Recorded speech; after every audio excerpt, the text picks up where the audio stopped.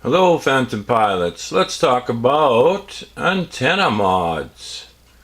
Yeah, well, years ago I had bought the first V1 itelite antenna mod. At the same time decided to try the fpvlr V1, which apparently had a lot of crosstalk because of the direction of the antennas, both being, I guess, what is it? Left-hand circular polarized. Then I decided to mod an antenna, and I bought what is it? It's a right-hand helical. So I had made my own, and then of course they came out with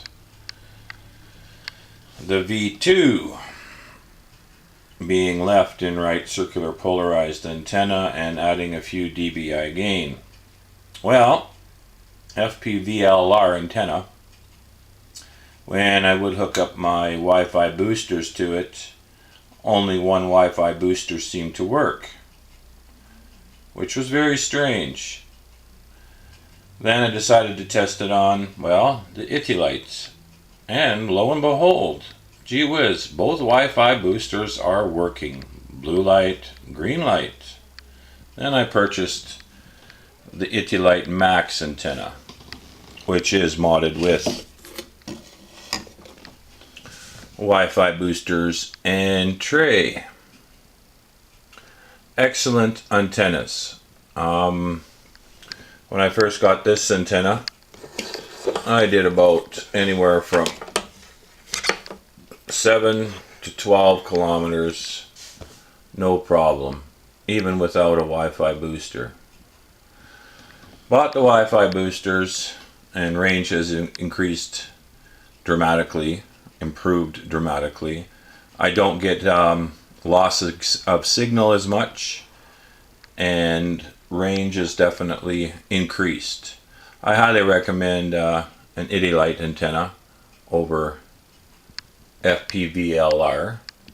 I used the new one, the V2, even boosted. It's a very directional antenna. Even at 10 kilometers out, 12 kilometers out, seemed to lose connection when I decided to return home, which is scary. So, I mean, I don't really recommend an fpvlr antenna. When I even talk to them, talk to what's his face, I don't know, I forget his name, but all they can say is a lot of BS about an antenna burning out. Really? I don't know about that. I've never heard of an antenna burning out. But yeah, they like to as they say, bullshit baffles the brains, and sometimes when you're a novice or new to this hobby, yeah, you can get a lot of misinformation. Once again, I will probably test these antennas out again, and maybe do a little better review, maybe do a video of what I'm doing. But I would recommend, I wouldn't even waste my money on these overpriced, expensive antennas. Not worth it. Even boosted, it didn't seem to improve it much. I will do a little more review on hooking up the antenna boosters or the Wi-Fi boosters to the itelite antenna here, and show you exactly what the problem is of why does not the Wi-Fi booster work with an fpvlr antenna. Why do both Wi-Fi boosters work here, but yet on any of the fpvlr products only one Wi-Fi booster comes on? This seems so strange.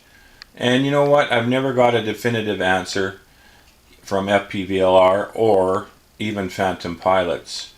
You start ranting and raving on Phantom Pilots about this antenna, and all of a sudden, yeah, you get a little bit of conflicted interest there. I'm sure there are coworkers that work for fpvlr that are on there and, oh, highly recommend it. Oh yeah, just a great antenna. Well, the proof is in the pudding. A lot of long-range pilots are using the itelite max now, and for a novice pilot, I mean, you know, an itelite, the first version, it works great. I mean, there's no point in doing any of these antenna mods until you actually do a battery mod. I mean, for filming purposes, these are just the best antenna as far as I'm concerned. Like I say, I've been using these since they came out. And even the itelite max unboosted, well over, you know, 10K range, not a problem. Line of sight flight, you know, it is amazing.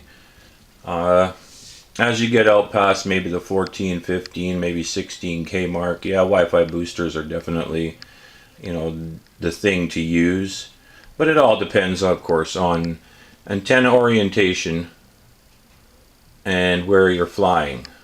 We won't talk about solar flares and the rotation of the Earth, you know, having any effect, on antennas. It's usually user error if there is a disconnect. So yes, there'll be a follow-up, a part 2, on showing you exactly what is going on with these fpvlr antennas and of course the Wi-Fi boosters. I hope you enjoyed this video. Give me a thumbs up and please subscribe. Thanks for watching.